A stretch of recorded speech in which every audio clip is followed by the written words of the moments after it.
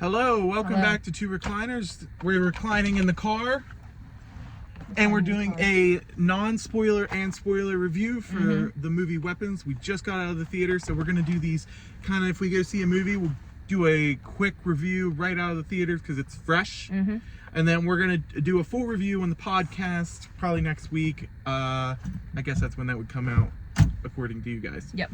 So anyway, what'd you think? I give it, if I had to go through everything, plot, 5 out of 5. Characters, like 4 out of 5. Music, 4 out of 5. The scariness, I give that a 4 out of 5. And just everything together, I would say it's close to a 5 out of 5 movie. I was very surprised. I'm usually not someone that gets pulled in by children when it comes to horror movies. That doesn't really scare me, but... This is the non-spoiler section. Yeah, it's the non-spoiler section. Without getting too deep in it right now, it was very surprising. It was super engaging. I didn't want the movie to end. Very good movie. You guys should go see it. I think it was very creative, what they did with it. I think they did some really cool stuff. The way they actually told the narrative was very interesting. It kind of feels like a book. Yeah, it's like chapters. It felt like a kind of 80s. It feels like it was based off a book, which if it wasn't based off a book, I'm going to be very surprised because it felt written. I don't think it was. Because I feel like when you get movies that are based off of books, they feel different than movies that are just written as movies. I'm saying this movie feels like a 90s movie to me. Books are told differently than, like, in a narrative way, books are told differently than movies. So I feel like this one, though, is written almost like it was adapted from a book. So I don't know if it's adapted. I would have loved if it was shot like... look that up. I would have loved if it was shot like a 90s film. I don't think it... To me, it didn't feel like it was based on a book. To me, it felt like they kind of... It reminded me of like a children's book, the way it was paced. Hold on. Based off a true story, guys. This is based off a true story. No, it's not. Wow. That really is really That's cool. what I'm saying. To me, it felt like really such an original idea. It was very original. And I liked the way it was split up. It definitely felt like... You don't see a lot of movies like this that... It reminded me of Knives Out. Yeah, because Knives Out wasn't based on anything either. It reminded me of the way they like went through everyone's story. Right. But yeah. No, yeah, they definitely make... The movie is very interesting. The scariness aspect, I kind of said, I don't think it was really scary in terms of like horror movie scary. I think the idea of what's happening in the movie is kind of scary. But the concepts behind it. Yeah, like the concepts behind it is like, this is kind of freaky, but it's not like a scary movie, right? Like, in terms of the plot, I thought the plot was very engaging, very interesting all the way through. I thought it was very well paced and well told the way they tell it. The characters were good for what they needed to be, and the what else did we say? The characters. I say the acting was great. The music was what it needed to be. Yeah. I think really good music cues. Yeah, I think everything was great. Like, I don't think there was anything that fell below par. So it definitely lands pretty high on a ranking. Like, there's nothing to me that hurts this movie. Nothing at I all. think it's everything was great. I think it's a generally... The makeup too. Oh my god, the makeup for the movie was amazing as well. Any of the special effects. Yeah. Nothing was like... The performances were good. Everything was very good. Everything. I'd give it a 4.9 out of 5. 4.9. Only because... That brings it... That translated to out of 10 is a 9.8 out of 10. You gotta think, there's only 2 things above that you could rank movies. I would only do that because I think it could have been just... I did enjoy there were a little bit of funny moments in it. I'm thinking of it as ranking it out I would have loved it if it was like just even scarier. I would rank it like a 9.2 maybe, like it very high. But that translated to out of 5. I don't know. We'll see. I think S high A tier, if not S. But we'll discuss that on the podcast. If you want to look into it more. Yeah, so definitely tune into the podcast next week for the full review. But we're going to also do a spoiler review, and we're going to start that... right now. All right, and now we're here for the spoiler review. Recline even more. So as we get into more spoilers, we're talking now. Yeah, Drake, we're just gonna talk like this the whole time. I honestly think that the spoiler,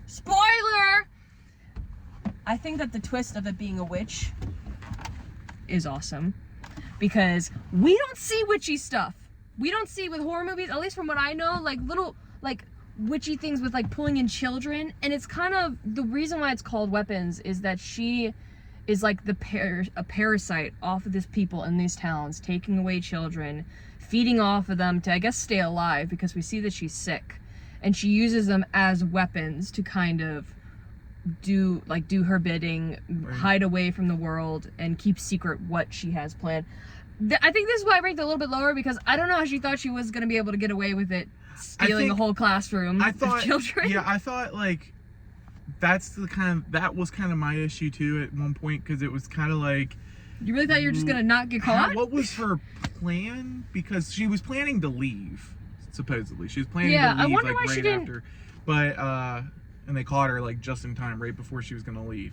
But what was her plan? Like, because like she sent the principal to go kill the girl because the girl was poking into things, and she just sent him to go kill her and get rid of her.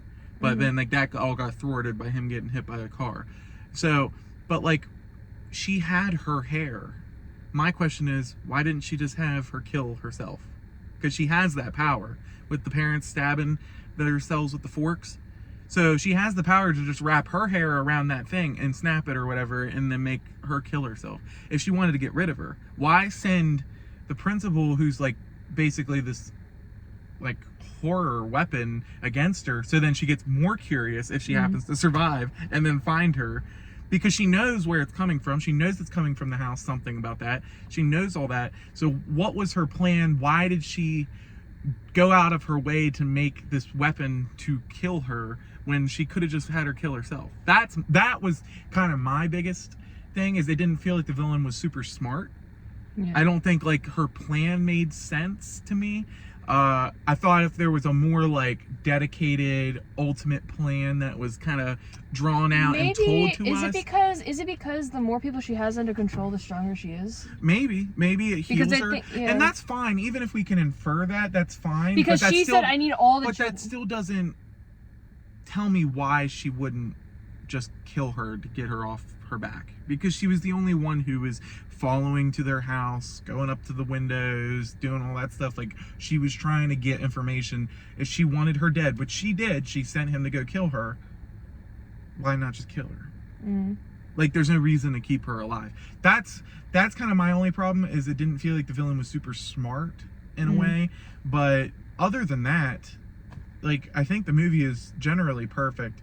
I like the villain. I think the villain was cool. I think it was unique. I love like the child book story. I was actually kind of upset she died, because I was like, the way she looked was very kind of like iconic. Like, they could have brought her on for sequels and done stuff. And you know, I hate to say that, but that's something I think that about. We only say because like that's how much we like the movie. Because it's like in the first Saw movie, when the puppet comes out, you're like, oh shit. Like, I would have loved it. That's franchise material. I kind of like because the but ending. I like that it's done. Because the ending, it feels like I got so angry at her, because you're like, this woman coming in here and just ruining this. Okay, so basically, if we're doing the plot real quick, what happens with her is that this family, she's a relative of this family, and apparently she's homeless, or she says that she's sick and she needs help, so they take her in. And what she needs to survive and live is, I think from watching the movie, she needs to take over people's minds and use them like as mind control puppets. And that keeps her energy up. So she takes the parents of this child and uses them to control them like slaves, like weapons, basically. And she doesn't take over the child's brain because she needs him to look normal at the school and do stuff for her, like go get soup to feed the parents to keep them alive. And eventually she uses him to get all of his classmates in as well. And you just see like this poor kid like dealing with his parents being completely mind controlled and even stabbing themselves in the face. And you just start to hate. I just get so angry. I'm like, I just want this woman to die. Like, she's ruining this poor child's life. And eventually she's like, you know what? I said I would leave eventually, but go pack your stuff. You're gonna leave with me. Go who knows where. And we're taking all these kidnapped children too. She reminded me of like this boogie monster that you'd like tell to kids as like a scary story to make them behave. Like kind of like the piper who like lured all the children away into the mountains. It's so creepy. So at the end of the movie, it feels satisfying, because by the end of it, the kid copies her and her magic, and then orders the children that she brainwashed to stay in the basement to go murder her. Right. And the visuals that they did, which by the way they were amazing, chasing her through the neighborhood, it was a little comedic, but by the end of it, these children literally go up to her and tear her apart. Literally tear her apart limb from limb. Her jaws opening, her arms, her legs, everything, and that's when the mind control wears off. But either they're so traumatized that they're still not reacting to anything, because by the end of the movie, even the parents are still like blank. Or they were under mind control so long that they're gone at this point. We don't know. I think because so what we know is that when it's hot in this car. Yeah, it's getting hot, so we gotta wrap this up soon. What we know is that when she died, because she casted that spell, it broke the control over everybody she controlled. So when she died, as soon as they ripped her apart and she died. Wait, does that mean that he has my kind of control over them? Right. The kid bound all the kids to kill her, and so they're all bound to him now. So without him being dead or knowing how to remove the curse or remove the spell, they're all just stuck under that like connection to him. That zombie. Yeah. So like I think maybe they were saying that some of them were waking up and talking, so I guess maybe it wears off. Or eventually. maybe he realized what was happening and... Or, I don't know, so... Because they can talk. In the movie we see that she can allow them to talk. Right. The parents were talking to but the kid doesn't know how to... He's not a witch. Yeah, he doesn't know how to do it, so like, he's just kind of stuck now. At least we think that might be why. Maybe. What? Because what if her dying just broke all the spells in general? But it didn't break the kids. Because she had a spell over, what's his name? Josh Brolin's character, and he was choking her out, and then as soon as she died, he fell out of it. It's the same, she made that spell, and the parents too. They fell out of it we don't know. That's not true, because they weren't reacting, and in the end of the movie it says that he had to be taken care of, and his parents, by his aunt, a nice woman. So... Maybe we're gonna watch an ending explained video. Maybe the longer they're in the trance. That's what I'm saying. It could be more detrimental to their mind and health. I was like, if a child realized they ripped a woman limb from limb, they're probably not talking for a long time. But there is a certain thing where it was connected to her, because when she died, he was let out and the parents were let out, and we actually don't know if the parents were let out though. Technically. Well, they were sitting there hugging him. They stopped killing him. But their arms were limp. Their faces were but it still let them out of the killing trance. Their command that they had. Yeah. So like the commands that she made. Now the damage might be done to their brains, is what I'm saying, because the parents are like damaged now, like because they've been screwed up in the head now. Like that. So that makes sense to me. But I don't think it's. I do think they're like actual command control thing. Wait a minute. Wait. Oh wait, no, I understand. Never mind. He controlled the witch to tell them to kill her, I think, because her hair was wrapped around the stick, and then he snapped it, and it's whoever's hair or item you wrap around the stick when you snap it. That's when you control them. So he was somehow able to control her. He bound the kids to go attack her. No, it wasn't, because it wasn't the kids' belongings. It was her hair. Remember when she was in the kitchen with the gay guy? Marcus, sorry.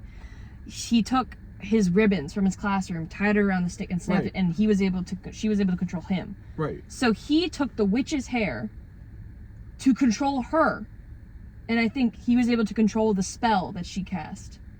That don't make any sense. How would he know how to do that? Because all you have to do is when you wrap the item around the stick and break it, you're able to control who's ever belonging, like whoever that person is. Yeah, but how would he control the kids? Because she controls them. But how would he tell them to go kill her? Because all you have to do is in his head, he has to be like, make the kids kill you. I don't think so. I think it's the way she uses the thing and does her spell. And I think we just came out. I gotta think about it. He saw her in the way she did it previously, so he knew how she did it. So it's getting hot in here. I can't think straight. I don't know. Maybe I don't know. So I don't. Look at the sun. I'm burning. Yeah, it's hot. It's hot in here. We had to turn the air conditioner off to do the video. But anyways, even if it is a little confusing, it's not too bad, because the slight mystery around it. Yeah, not everything has to be explained. Yeah. In these kind of movies, so it was good. I liked it a lot. I gave it a 4.8 out of 10. I mean, out of that sounds terrible. Out of 5. So 9.8 out of 10. Just for how enjoyable it is. It's so much fun.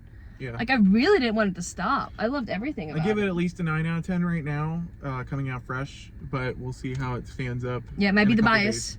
Might be the bias. So we're going to record the podcast And in a couple days, but and that then won't I'm come hot, I out till wanna next stop this. week, so you guys won't see our full thing until I know you guys next are going to be on week. the edge of your seats. The podcast that's coming out this week was recorded way before this, so we're ahead of time. So. Yeah. All right, Anyway. that's just a little quickie there. So anyway, follow us on that 2 Recliners and join us for our full in-depth review on the 2 Recliners pod next week. And yep, I'm Drake and I'm Justice. And we're see ya. reclined, and Bye. now we're unreclined. Okay, we gotta turn this off. Okay, it's I'm so hot. fucking